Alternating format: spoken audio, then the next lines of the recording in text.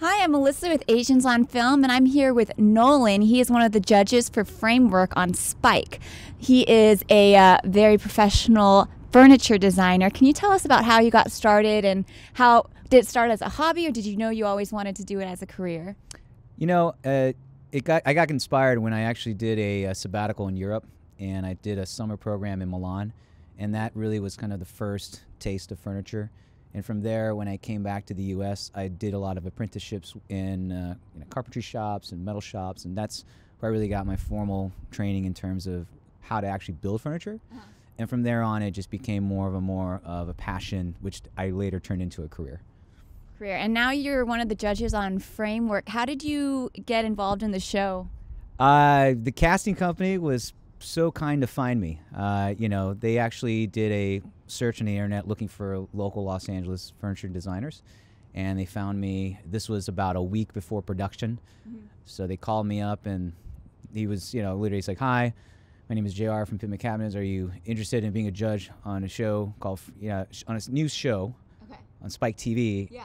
And before he finished the sentence, I was like, "Hell yeah," and he was like, "Oh, that was easy. I usually have to convince some people." And he was like, "No, there's no convincing. I'm in." Would you say being a judge on the show, you kind of have to be a little more strict or act a little tougher than you would be in person to the contestants? No, I mean, I'm very blunt in person in general, so I'm fairly straightforward, and it wasn't. I didn't have to really toughen up. I think I'm very passionate about what I do. Right. So for me, it's about bringing the best design and build and craftsmanship that I can see. So if you're not really bringing your A game, then you're kind of wasting my time. Right. What would you say as far as the contestants go? Does anything ever really surprise and inspire you, just seeing it from these fresh minds that aren't exactly as trained as you are? I think for them, especially in a competition series, it's really interesting to watch how the contestants work under pressure, right? Because you got 24 hours to design and build a piece of furniture. And it's very unique. You don't really do that per se in the real world because you have all these constraints about stress and time, and that really puts the pressure on. It's a new thing. I've never been on broadcast television before. I've never done, obviously, an interview in the rain, so there's always a first for this. This isn't very common. Yeah, it's not. But we're dedicated. Yes, we are.